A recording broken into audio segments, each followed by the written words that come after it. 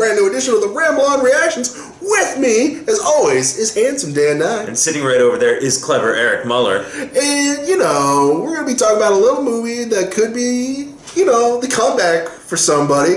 But, you know, we got to get over a little bit of a personality issues we have.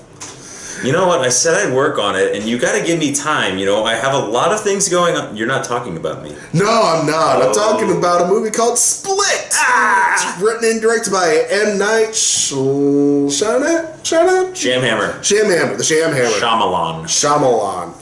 So I am not going to get that right for the rest of this recording. M. Night Shyamalan. It's pretty easy compared to some of the other things we have to say. Shyamalan is an easy one. So Split is the new movie that M. Night Shyamalan did, and it is a very simple story. 3 girls get abducted by James McAvoy, who has 23 distinct personalities living inside of him. The end.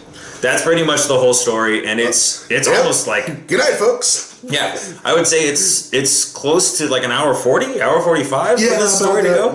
So, that being said, the setup is extremely simple. You don't get any of that, like, know that much when you see it from the previews. And I will say, these trailers are all misleading. All of them.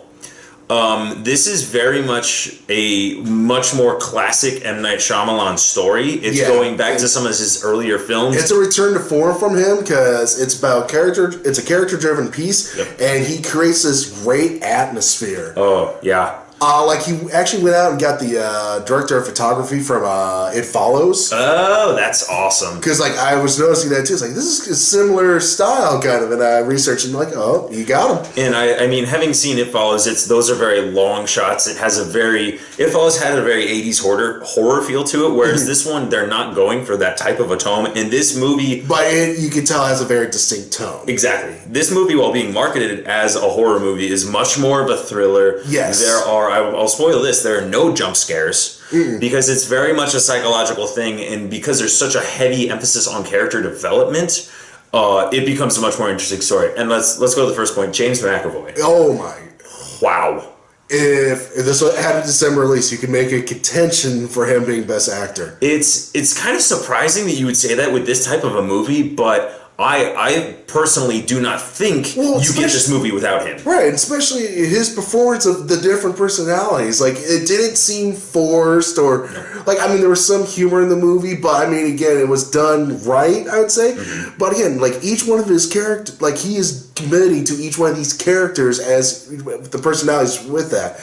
So, and just... It's terrifying. Like, and then towards the end... I, again, don't want to get spoilers. It gets really terrifying. And that's the thing is, like, you do build up to a point. This isn't really a spoiler. You do get to see the trailer. Yeah. You do get to see him portray many of these characters at the same time at one point, and it's, I don't want to say it's breathtaking, but you watch it and it's jarring, but it's also convincing. Like, this isn't like a movie it's interesting that it was, I'm wondering if the movie was shot and then Blumhouse, who is now producing a lot of Shyamalan movies, if they were the ones that cut the trailer together, because they cut trailers that put butts in seats. Because this movie did not get people in the seats because M. Night Shyamalan was attached to it. It's not because of him, it's because of how it looks. I mean, again, we'll get into this narrative later, but, you know, we talk about the M. Night resurgence where with this and The Visit, is he returning to form? I want to say I hope so, because when was the last time you actually paid to see an M. Night movie? It's, for both of us, the last 2 days.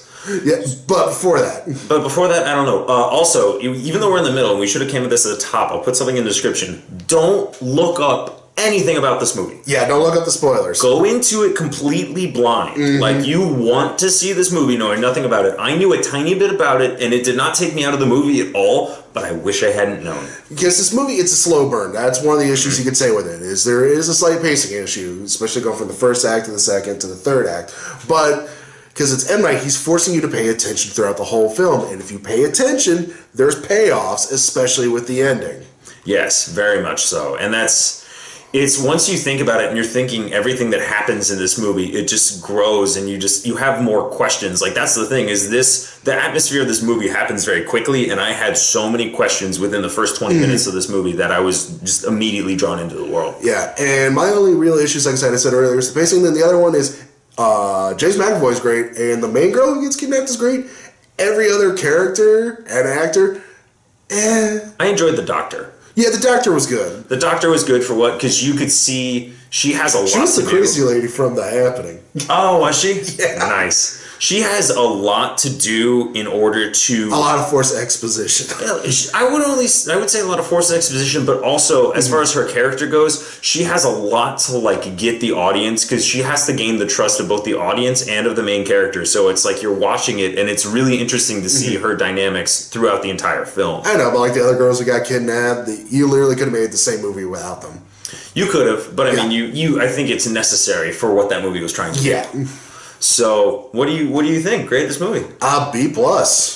I'm gonna have to give it an A- just because I really enjoyed it. I didn't expect to enjoy it as much as I did, and I think the reason I'll go a little bit more is because how the movie ends. Yes, it got me wildly excited, and that's something I haven't been able to say about an M. Night Shyamalan. Yeah, because like I said, the last time I actually paid to see one of his movies was Signs. I mean, I saw After Earth in theaters, but it was for free. Oh, okay.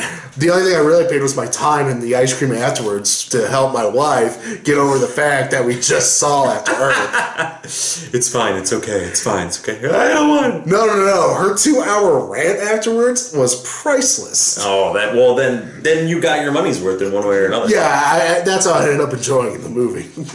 All right. Anyway, thank you very much for watching. As always, like, comment, subscribe, share. Let us know what you thought about Split. If you've seen it, cool. Try to talk in code or let us know. I was gonna say we want spoiler free here. Yeah, if you want us to do a spoiler review, let us know and we'll do one. Because it's a different thing. We don't normally do spoiler reviews for things that are not comic book movies because we don't think people will care to watch. But if you do want us to talk about this is something that we probably could talk at length, at least for a little bit about. Yeah.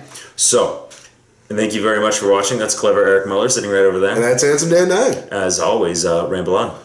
Ahoy, ahoy.